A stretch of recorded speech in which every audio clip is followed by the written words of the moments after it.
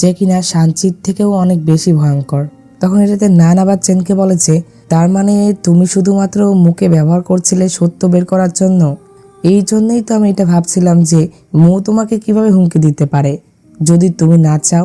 এটাতে চেন বলে যে হ্যাঁ, আমি তাকে ব্যবহার করার কথা ভেবেছিলাম অন্ধকার, ডার্ক অ্যাবেস এবং সাংচির মোকাবেলা করার জন্য, কিন্তু তদন্তের জন্য একটি মেয়েকে ব্যবহার করা আমার বিশ্বাসের বিরুদ্ধে যায়, যার জন্য আমি তাকে আর ব্যবহার করিনি, বরং তাকে সেই অ্যারেতে বন্দি করে চলে এসেছি। নান বলে যে আসলে মুকে যখন তুমি বন্দি করে চলে এসেছিলে তখন তুমি তাকে বাঁচানোর জন্য কিছুক্ষণ পর আবারও গিয়েছিলে, কিন্তু তোমার যেতে অনেক দেরি হয়ে যায়, যার জন্য ততক্ষণে আমি তাকে মুক্ত করে ফেলেছিলাম। তুমি এটা দেখার পরে চলে এসেছিলে, যার জন্যই তো তুমি তাকে দেখার পরে অবাক হওনি, আমাকে শুধু বলেছিলে যে আমি তাকে কেন এনেছি। তখন আমরা একটি ফ্ল্যাশব্যাক দেখতে পাই। আমরা দেখতে পাই চেন যখন মুকে সেখানে রেখে চলে এসেছিল তখন সে স্পিরিট ম্যানেজমেন্ট ব্যুরোর কিছু লোককে দেখতে পায়, যারা কিনা স্পিরিট ক্ল্যানের সদস্যদের ধরার জন্য এখানে এসেছিল। এইটা দেখে চেন বুঝতে পারে যে তারা তো মুকে ধরে হয় মেরে ফেলবে, না হয় তাদের দাস বানিয়ে ফেলবে, যেটাতে সে তাকে বাঁচানোর জন্য আবারও মুয়ের কাছে আসতে থাকে। কিন্তু সে যতক্ষণে এসেছিল ততক্ষণে নান তো মুকে বাঁচিয়ে ফেলেছিল। ফ্ল্যাশব্যাক শেষে নান চেনকে বলে যে যেহেতু তুমি তাকে বিশ্বাসও করবে না, আবার তাকে মারতেও চাও না, তাহলে তুমি এখন নিজে থেকে বের করো সে কেমন মানুষ। তো এরপরে আমরা রাতের দৃশ্য দেখতে পাই। রাতে মু তার রুমে আবারও চেনকে নিয়ে ডায়েরিতে লিখছিল। সে তার সাথে হওয়া সকল ঘটনাগুলো সেই ডায়েরিতে লিখে রাখছিল। তো এই পরের দৃশ্য দেখতে পাই যে গ্রিন ভিউ হাইটসে গাও চিউমিং চলে এসেছিল, আর সে অনেক আহত অবস্থায় এসেছিল। তখন সেখানে নান আর চেন চলে আসে। নান আর চেন আসার পরে গাও চিউমিং তাদেরকে বলে যে তারা যখন বাড়িতে ফিরে আসছিল তখন তাদের উপরে ডার্ক ক্ল্যানের লোকেরা আক্রমণ করে, যেটাতে তার দুজন সাথীও মারা গিয়েছে। আর তারা যেখানে ছিল সেখান থেকে এই গ্রিন ভিউ হাইটসটা অনেক কাছে ছিল, যার জন্য সে সাহায্যের জন্য এখানে এসেছে। তো যখন গাও চিউমিং চেনকে দেখে অনেক অবাক হয়। সে বলে যে আপনি এখানে, আমরা আপনাকেই তো খুঁজছিলাম। এরপরে গাও চিউমিং চেনের সাথে একা কথা বলতে থাকে। সে কথা বলতে বলতে এক পর্যায়ে চেনের উপরে আক্রমণ করে দেয়, আর তখন চেনও তাকে আঘাত করে। আর তখন আমরা দেখতে পাই যে সেটা গাও চিউমিং ছিল না, বরং সেটা অ্যাঙ্গার ডেমন ছিল। আসলে গ্রিন ভিউ হাইটসে যেহেতু নানের অ্যারে ছিল, যার জন্য সে তো সরাসরি প্রবেশ করতে পারতো না, যার জন্য সে গাও চিউমিং এর বডি ইউজ করে এর ভিতরে প্রবেশ করেছে। তো এরপরে তারা দুজন ফাইট শুরু করে দেয়। তারা যখন ফাইট করছিল তখন সেখানে মু চলে আসে। মু যখন জানতে পেরেছিল যে চেনের উপরে অ্যাঙ্গার ডেমন আক্রমণ করেছে তখনই সে তাকে বাঁচানোর জন্য চলে আসে, কারণ সে জানে যে চেনের শক্তি এখনো ফিরে আসেনি। তখন মু অ্যাঙ্গার ডেমনকে মেরে ফেলে দেয়, কিন্তু তখন অ্যাঙ্গার ডেমন আবার উঠে পড়ে। তখন মু তার সাথে আবারও লড়াই করতে থাকে, কিন্তু তাদের ফাইটে অ্যাঙ্গার ডেমন মুকে অনেক জোরে একটা আঘাত করে, যেটাতে চেন আর তাকে তার সাথে ফাইট করতে দেয় না। এক পর্যায়ে অ্যাঙ্গার ডেমন যখন তাদের দুজনের উপরে আবার আক্রমণ করতে আসবে তখন চেন একটি অ্যারের মাধ্যমে অ্যাঙ্গার ডেমনকে ধরে ফেলে। আসলে অ্যাঙ্গার ডেমন যখন গাও চিউমিং এর রূপ ধরে সেখানে এসেছিল তখন এটা নান বুঝতে পেরেছিল, যার জন্য নান চলে যাওয়ার আগে এখানে একটা অ্যারে তৈরি করে গিয়েছিল, যেটা চেন বুঝতে পারে। আর এই অ্যারের মাধ্যমে সে এখন অ্যাঙ্গার ডেমনকে ধরে ফেলে। এরপরে নান সেখানে আসে আর সে অ্যাঙ্গার ডেমনকে তার পাখার ভিতরে বন্দি করে নেয়। এটাতে মু তো অনেক খুশি হয়েছিল। আমরা নানের পাখার ভিতরে অ্যাঙ্গার ডেমনকে দেখতে পাই, সে সেখানে চলাচল করছিল আর সে চিৎকার করে বলছিল যে আমি কি ভুল করেছি, তোমরা আমাকে কিভাবে বুঝতে পারলে। তখন নান মুকে বলে যে অ্যাঙ্গার ডেমনকে বেশিক্ষণ এর ভিতরে বন্দি করে রাখা যাবে না, কিন্তু কিছুক্ষণ পর সে একদম ছবির সাথে মিশে যাবে। তো এরপরে মু চেন আর নানকে জিজ্ঞাসা করে যে আসলে আমিও জানতে কৌতূহলী যে অ্যাঙ্গার ডেমন আসলে কি ভুল করেছিল যেটাতে তোমরা তাকে ধরে ফেললে। তো চেন এটাতে মুয়ের কোনো উত্তর না দিয়ে সে গাও চিউমিংকে সেখান থেকে কোলে করে নিয়ে চলে যায়। এটা দেখে মু তো অনেক রেগে যায়। সে বলে যে সে তাকে কিভাবে কোলে করে নিয়ে যেতে পারে। আসলে মুয়ের অনেক জেলাস ফিল হচ্ছিল। তো যাই হোক, এরপরে মু আর নান একসাথে কথা বলতে থাকে। তো মু নানের কাছ থেকে জানতে পারে যে আসলে গাও চিউমিং আর চেনের ভিতরে যে বিবাহের কথা সে শুনেছিল এটা একটা গুজব ছিল। এটা শুনে মু অনেক খুশি হয়ে যায়। তখন নান মুকে জিজ্ঞাসা করে যে তুমি চেনের কাছাকাছি যাওয়ার জন্য তুমি চেনকে কোন নজর থেকে দেখো। তখন মু বলে যে অবশ্যই আমি তাকে পছন্দ করি। এটাতে নান বলে যে কেন, তুমি কি আর গাও চিউমিং এর কথা ভাবছো না? তখন মু বলে যে চেন তো আর তাকে পছন্দ করে না, তাই আমি তাকে পছন্দ করি। তখন নান বলে যে মনে হচ্ছে যে তুমি এটাতে অনেক নিশ্চিত যে চেন তোমার প্রেমে পড়বে। তো অন্যদিকে আমরা শূন্য সাগর দেখতে পাই, যেখানে আমরা অ্যাঙ্গার ডেমনকে দেখতে পাই। সেও ডেমন এর মাধ্যমে চেনদের কাছে গিয়েছিল।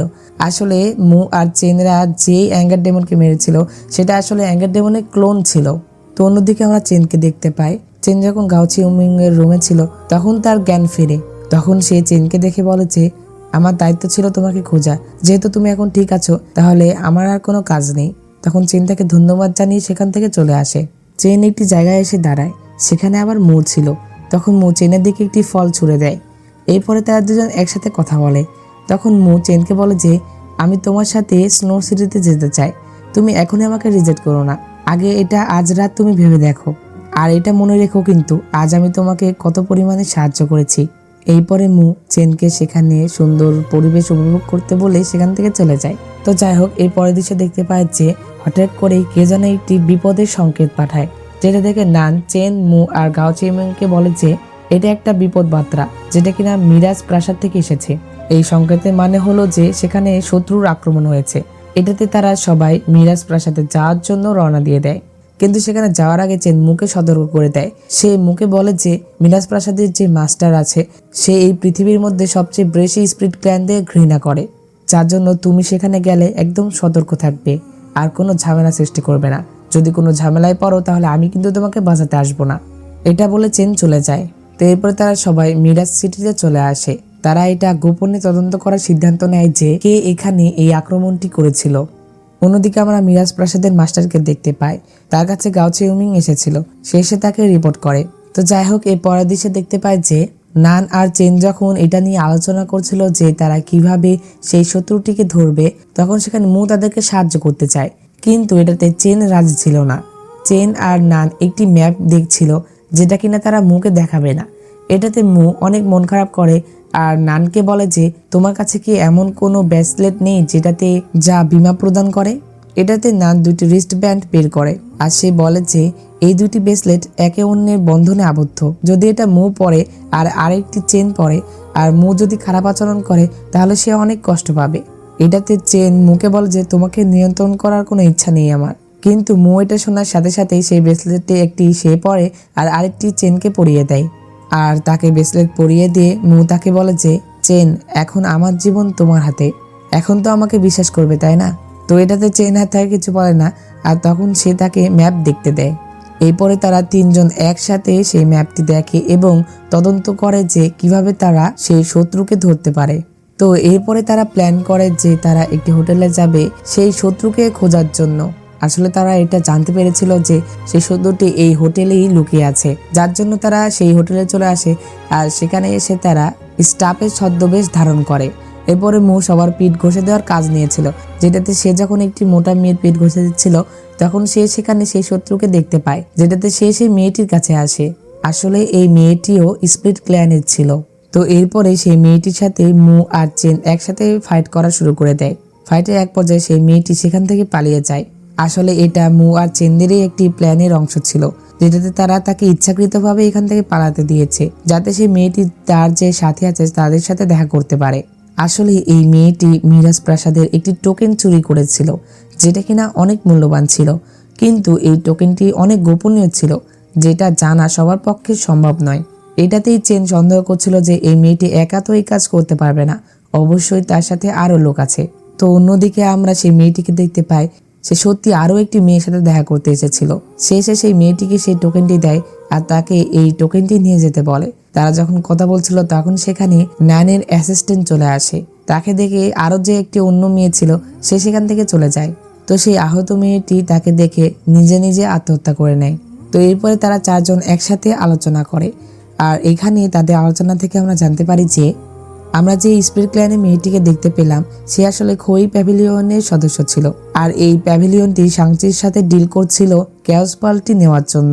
আসলে তারা স্পিরিট ক্ল্যানের সদস্যদের কথা দিয়েছিল যে তারা তাদেরকে স্বাধীনতা দিবে আর এটার জন্য তারা শাংচির সাথে ডিল করেছিল, যেটাতে শাংচি যেন তাদেরকে সাহায্য করে। তো যাই হোক, এর পরের দৃশ্যে দেখতে পায় যে মু আর চেন বেলকনিতে দাঁড়িয়েছিল। তখন মু সেখানে ড্রিঙ্কস করছিল। সে চেনকেও ড্রিঙ্কস করতে বলে, কিন্তু চেন এটা করে না।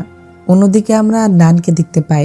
সে অমর জোটের জন্য পরিকল্পনা করছিল, অর্থাৎ মিরাজ প্রাসাদের সেই শত্রুকে কিভাবে ধরা যায় সেই বিষয়ে প্ল্যান করছিল। তখন এটা দেখে তার অ্যাসিস্ট্যান্ট তাকে বলে যে তুমি তো কখনোই এই অমর জোট বা এদের কারো বিষয়ে চিন্তা করনি, তাহলে এখন কেন করছো? এটা কি চেনের জন্য নাকি তোমার সেই পুরনো বন্ধুর জন্য? এটাতে নান বলে যে এটা কারোর জন্য বলা উচিত নয়, বরং এটা আমি আমার নিজের জন্যই করছি বলা চলে আর কি। আমি অনেক বছর ধরেই বিরক্ত। অবশেষে একজন আকর্ষণীয় ব্যক্তি আসলো, আবার কিছু আকর্ষণীয় ঘটনাও ঘটছে। আমিও দেখতে চাই যে এই গল্পটা শেষে কেমন হয়। গাও চিউমিং সবাইকে বলছিল যে সে মিরাজ প্রাসাদের সবাইকেই এক এক করে চেক করেছে, কিন্তু সে সন্দেহজনক কাউকেই পায়নি। তখন চিন বলে যে তুমি কি একদম ভালোভাবে চেক করেছিলে? তুমি কি সবাইকেই চেক করেছিলে? তখন গাও চিউমিং বলে যে হ্যাঁ, আমি তো সবাইকে চেক করেছি, শুধুমাত্র আমার মাস্টার বাদে। এখন কি আমি আমার মাস্টারকে চেক করতে পারবো নাকি বলো? তো ভিডিওটি যদি ভালো লেগে থাকে তাহলে অবশ্যই একটি লাইক করে দাও, আর আমার চ্যানেলে নতুন হয়ে থাকলে চ্যানেলটি সাবস্ক্রাইব করে পাশে থাকা বেল বাটনটি অলে ক্লিক করে দাও, যাতে পরবর্তী ভিডিও নোটিফিকেশন সবার আগে তোমার কাছে পৌঁছে যায়। তো দেখা হচ্ছে পরবর্তী এক্সপ্লেনে, সে পর্যন্ত আল্লাহ তাআলা তোমাদের ভালো রাখুক, সুস্থ রাখুক এই কামনা করে আজকের ভিডিও এখানে শেষ করছি। চাই চিয়ান।